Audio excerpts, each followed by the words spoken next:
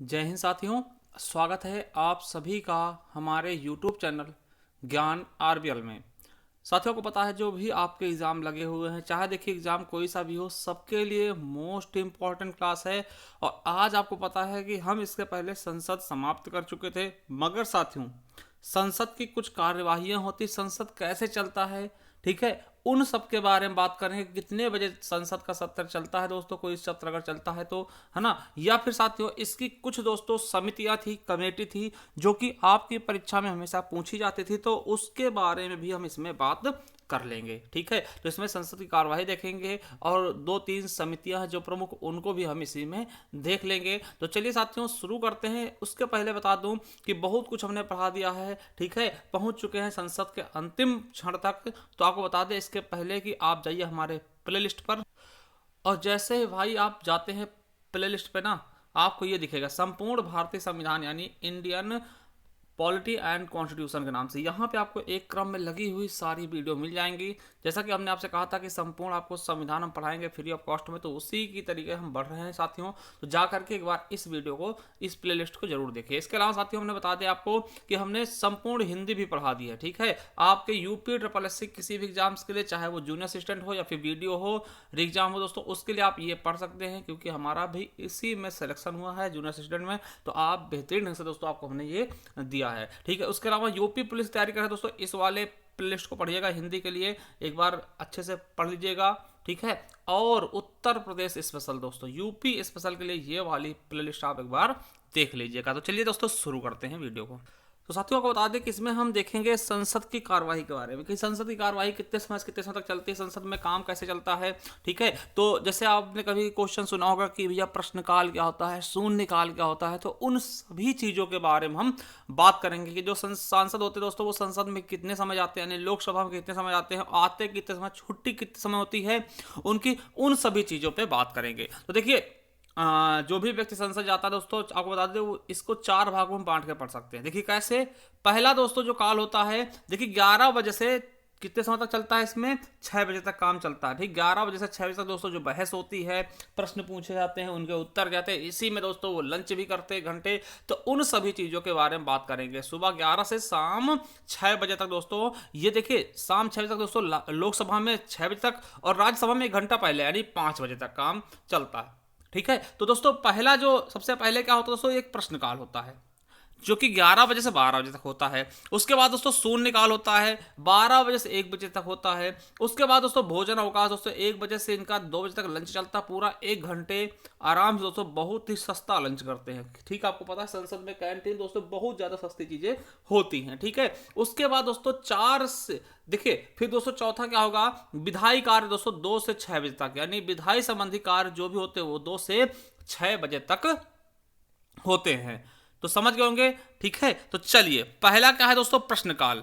आपसे क्वेश्चन पूछ सकता है प्रश्नकाल कितने समय से कितने समय तक होता है, तो आप बताएंगे 11 बजे से 12 बजे तक, यानी कि दोस्तों 11 से 12। ठीक है, याद रखेंगे प्रश्नकाल कहते हैं। ये क्वेश्चन आपके यूपी टेट में पूछा गया था, संसद के जो भी कार्यक्रम का पहला काल क्या होता है दोस्तों, प्रश्नकाल कहलाता है। याद रख लेंगे। देखिए इसमें लगभग 4 तरीके के दोस्तों प्रश्न पूछे जाते हैं। कैसे, 4 प्रकार के, याद रखेंगे। तारांकित प्रश्न, देखिए तारांकित प्रश्न क्या होते हैं, मैं आपको बता दूं, ये तारांकित प्रश्न वैसे प्रश्न होते हैं दोस्तों जिनको ओरल जवाब देना होता है। जैसे आपने किस, यहाँ पे देखिए सदस्य जो होते हैं, जो सरकारी कर्मचारी, उनसे अगर कोई चीज पूछते हैं दोस्तों, है ना, जो किसी पद पे होते हैं ना, तो दोस्तों वो कैसे पूछते हैं, मौखिक रूप से, सीधा मुख से पूछ लेते हैं, ओरल, मतलब लिख के नहीं पूछा था। तारांकित प्रश्न लिख के नहीं पूछते। ठीक है, और देखिए इन पर दोस्तों तारा लगा देते हैं, स्टार लगे होते हैं, स्टार, है ना, तो इसलिए इनको तारांकित प्रश्न कहते हैं, तारा जैसा, है ना, ऐसे स्टार बनता नहीं ऐसे करके, है ना, तो ऐसी चीजें, तो इनको क्या बोलते हैं दोस्तों, याद रखिएगा, इनको तारांकित प्रश्न बोलते हैं ना।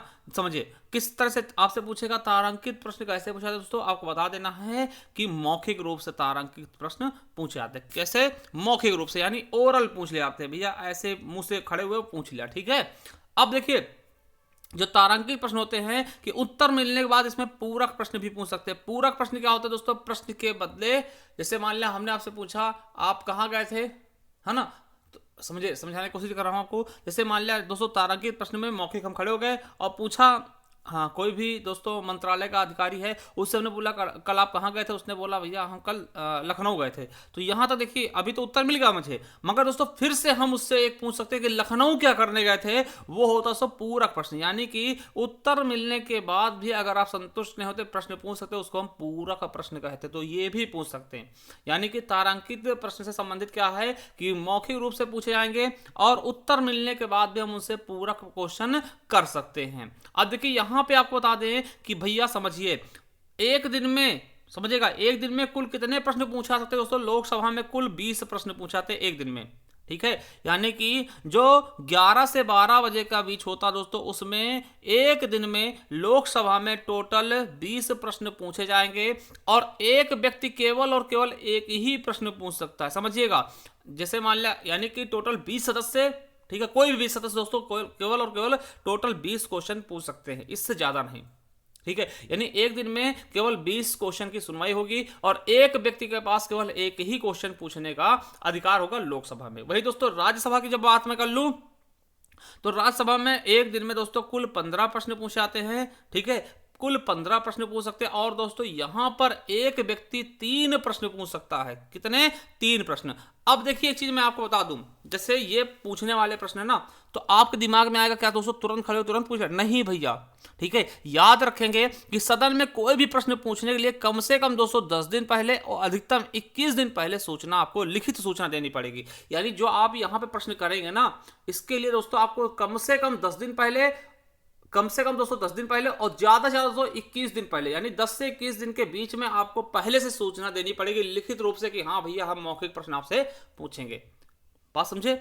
चलिए अगला देखते हैं। दूसरा होता है अतारांकित प्रश्न, जिसमें तारा नहीं बने हुए होते दोस्तों। आपको बता दें कि देखिए इन प्रश्नों का उत्तर लिखित रूप से दिया था। कैसे?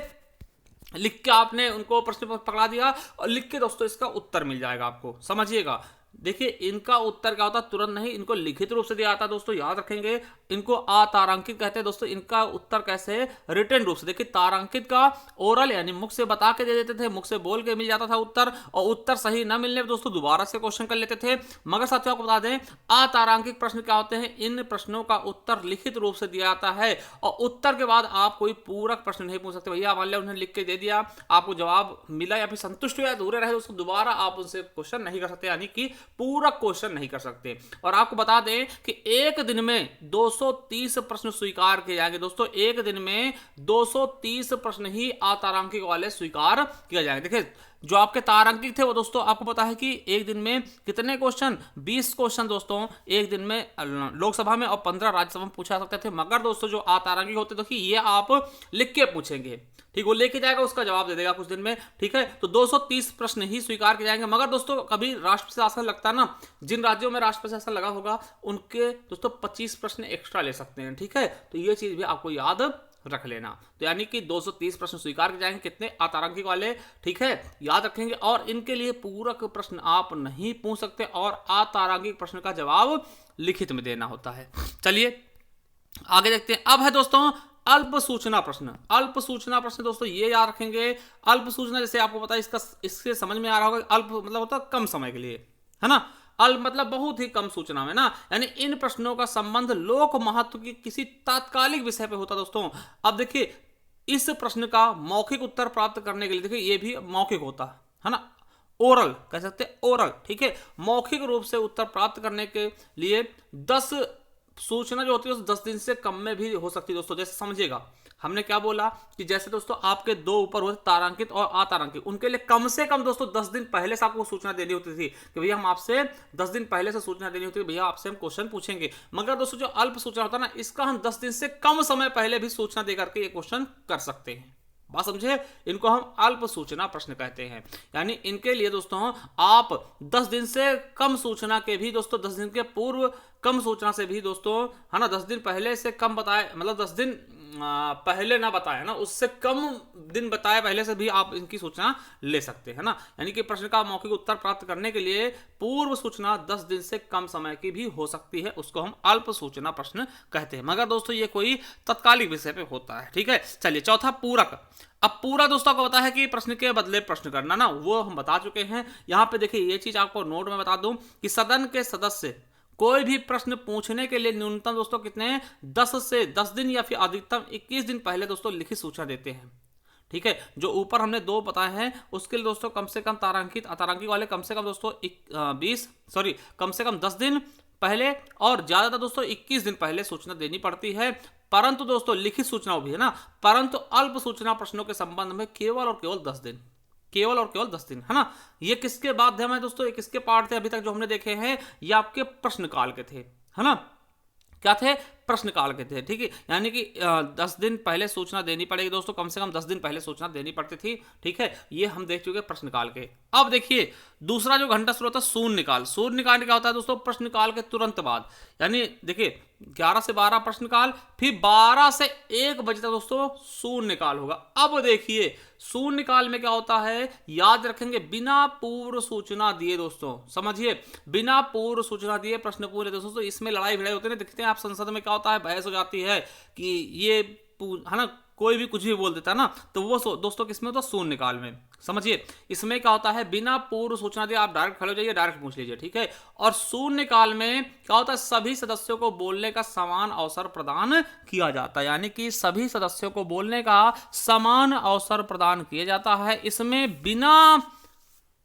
बिना पूर्व सूचना के तुरंत आप खड़े हो और तुरंत क्वेश्चन पूछ सकते हैं, किसमें, 12 से 1 बजे के बीच, यानी कि शून्यकाल में।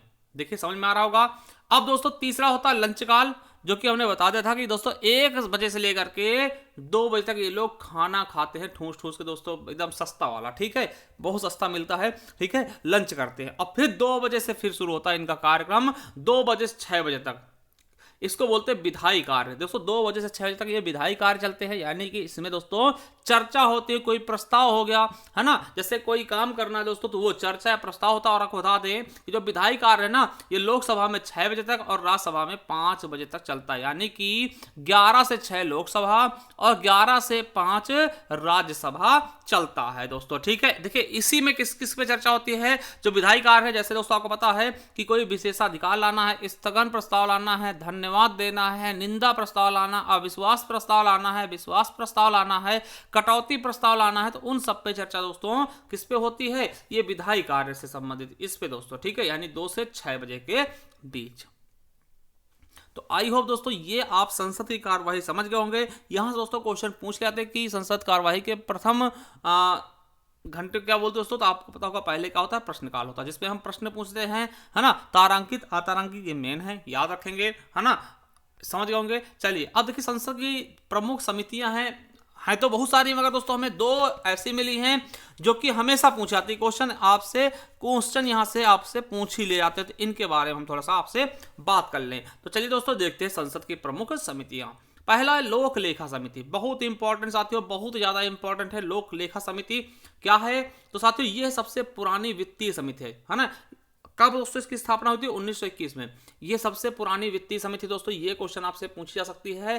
पूछेंगे इसमें सदस्य कितने होते हैं लोक लेखा समिति में, तो कुल दोस्तों 22 सदस्य होते हैं। कितने, 22 सदस्य होंगे टोटल। और आपको बता दें कि जिसमें से लोकसभा के 15 सदस्य और राज्यसभा के 7 सदस्य, यानी दोनों सदनों से मिलकर के दोस्तों इस समिति को बनाया जाता है।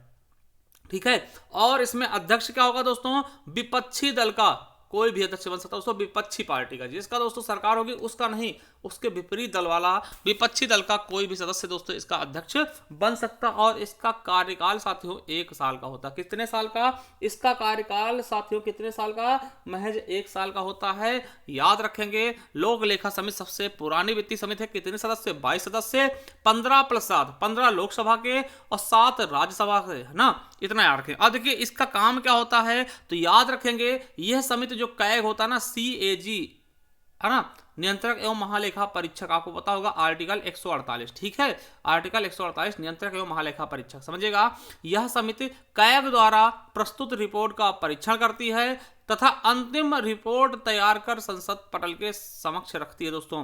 यानी कि जो कैग रिपोर्ट सौंपता है दोस्तों, उसकी अच्छे से दोस्तों क्या करती है, उसको जांचती है, फिर दोस्तों उसका अंतिम रिपोर्ट तैयार करके संसद तक पहुंचाती है। ठीक है, चलिए किसका काम है, लोक लेखा समिति। इसमें दोस्तों सदस्य कितने, ये बहुत बार पूछा गया क्वेश्चन। ठीक है, चलिए अब दोस्तों दूसरे दोस्तों प्राक्कलन समिति, दोस्तों समिति सही से लिख लेंगे, थोड़ा सा मिस्टेक हो गया है।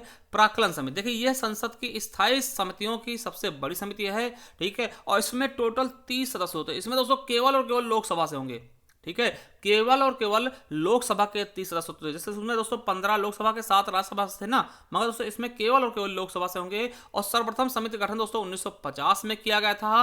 प्राक्कलन समिति गठन कब हुआ? 1950 में। याद रखेंगे कार्यकाल इसका भी 1 साल का होता है। और समझिएगा इस समिति में सरकार का कोई मंत्री सदस्य नहीं होता, यानी कोई मंत्री अगर बना है दोस्तों, चाहे वित्त मंत्री है ना, ये कोई भी मंत्री दोस्तों सरकार का सदस्य नहीं होगा। अध्यक्ष कौन होगा? तो सत्तारूढ़ दल का कोई भी सदस्य, यानी कि कोई मंत्री पद पर, जैसे वित्त मंत्री, कानून मंत्री है ना, और जो भी रेलवे मंत्री, ये इसके सदस्य नहीं होंगे जो मंत्री ना हो, है ना, तो वो इसके सदस्य हो सकते हैं। दोस्तों आपको बताते हैं कि सरकार द्वारा लोकसभा में बजट प्रस्तुत करने के बाद समिति का गठन किया जाता है, ठीक है, प्राक्कलन समिति का गठन किया जाता है, याद रखेंगे। और लोक लेखा समिति, फिर समिति दोस्तों गलत लिखा इसमें, है ना, लोक लेखा समिति व प्राक्कलन समिति को जुड़वा बहने कहा था। दोस्तों याद रखेंगे इन दोनों को जुड़वा बहने कहते हैं, क्वेश्चन कई बार पूछा गया, ठीक है।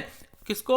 लोक लेखा समिति और प्राक्कलन समिति को जुड़वा बहने कहा जाता है। और आपको बता दें कि सरकारी धन के अपव्यय को रोकने के सुझाव देती है। क्या? ये दोस्तों सरकारी धन के अपव्यय यानी फालतू खर्चे को दोस्तों रोकने का सुझाव देती हैं, इसलिए इसे मितव्ययिता समिति भी कहते हैं दोस्तों, क्योंकि ये फालतू के खर्चों पे लगाम लगाती है, फालतू खर्चे करने नहीं देती है। तो समझ गए होंगे दोस्तों, ये दोनों समितियां बहुत ज्यादा इंपॉर्टेंट थी।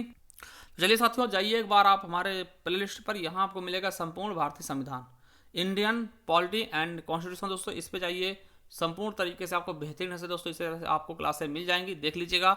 और एक चीज़ और है कि हिंदी क्लासें आप ले लीजिएगा, ये देखिए यहाँ पे आपको हिंदी क्लासें मिलेंगी, तो एक बार आप जाकर के पढ़िएगा।